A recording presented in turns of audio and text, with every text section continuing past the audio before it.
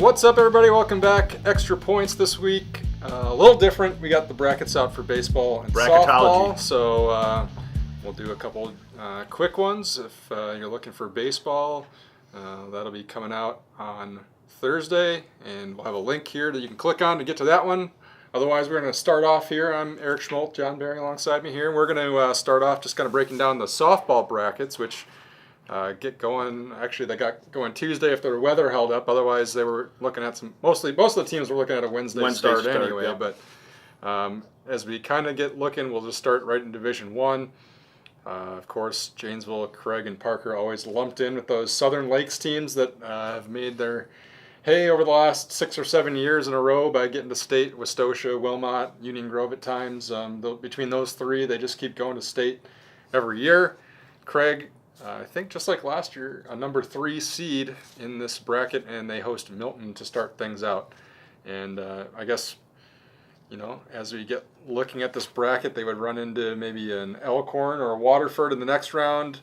And if they could keep that going, potentially a rematch with Wilmot that they had last year in a regional final. That would be a sectional semifinal this year. I guess just as you look at things for Craig, what stands out to you? Murder's Row. I mean, you got to go through the lakes, and it's every year. It's been that way for the last 5 years. And I think when you look at the only Lakes team I got a chance to see this year was Elkhorn. I saw them beat a pretty good Edgerton team, and I think Elks were 5th or 6th in the Lakes. 3rd or 4th, maybe even 4th. Maybe 4th. They were just above 500. Okay, all right. So I mean, needless to say, a 500 team.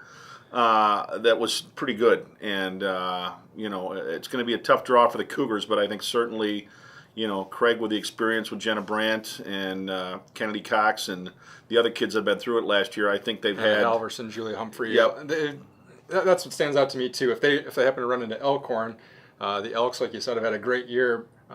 That roster is laden with talented freshmen that I think we're going to see for the next few years. Right. But if it comes down to Craig Elkhorn, is it a matter of the veteran team going up against the rookies, kind of? And sometimes, you get the deer in the headlights, and if you're Craig, you kind of hope maybe Elkhorn has that. But I know in talking to Steve Remington, the Elkhorn coach, after their game, he said, look, we just continue to get better, and I think that's what you've seen from the Elks. So I would anticipate those two teams meeting on Friday, which should be a very low-scoring and a very competitive game that both teams capable of winning. And I think when you look at Parker on the other side, Steve Heilman's had, I would say, an up and down year, and certainly losing Chelsea Neighbor to start the season, their pitcher, has made it difficult. But the Vikings at times played pretty good softball and beat some decent teams.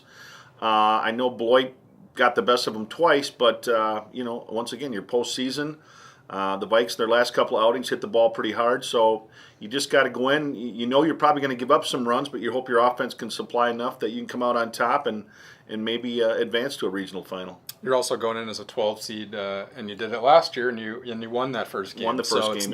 You're not going in thinking, oh, we're 12, this is something insurmountable. They right. did it last year, and I know Beloit kind of thumped them last time out, but like you said, if Parker is on that day, they can do it.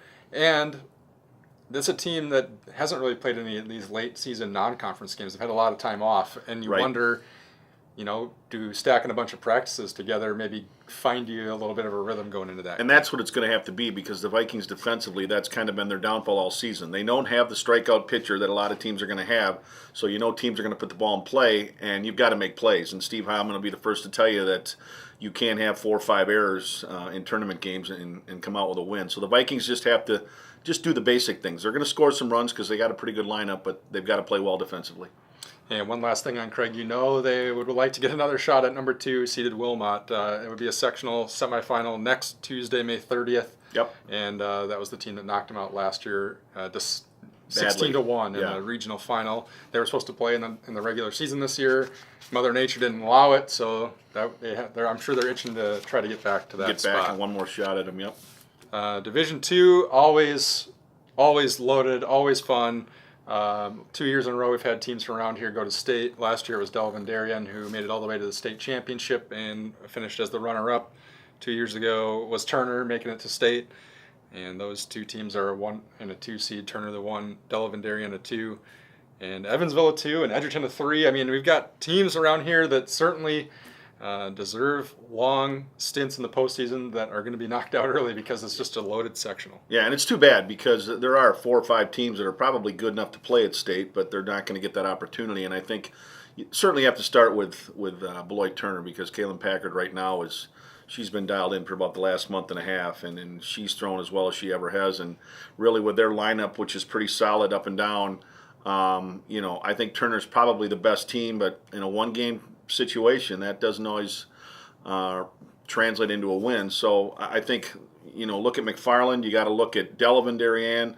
There's 4 or 5 teams in there that in a one-game situation could find a way to win. Kelsey Kishore at Evansville is capable of carrying a team. I saw that myself when she beat Turner with 2 home runs. So it's going to be interesting, and I like the Trojans just because of their experience and because Packard's on the hill, but don't count out Delavan Darien with the regular season schedule that they play. I mean, if you're talking about the most dominant pitcher, which is usually what it takes to get to state, that's Packard. Right. Certainly most days, and certainly right now. I mean, she's on a roll. Yep. So I think you got to like Turner.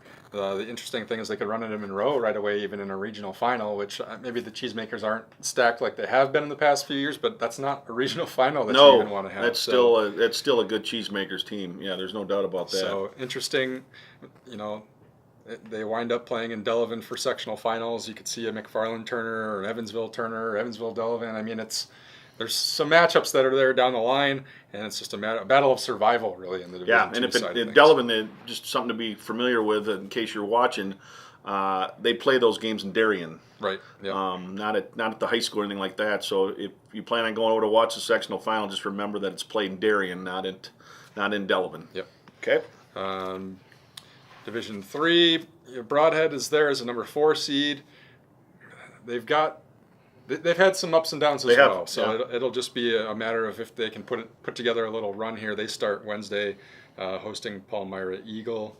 And then I think one team from down in these lower divisions that you got to kind of keep an eye on is Parkview, and it's set this way with a lot of different sports where they play up against Division II and III competition the entire season, and then they drop down to Division IV. And have a great pitcher. The interesting thing here, I think, is some of those sports, when they drop down to 4, the coaches don't seed them quite properly because their record looks doesn't look good.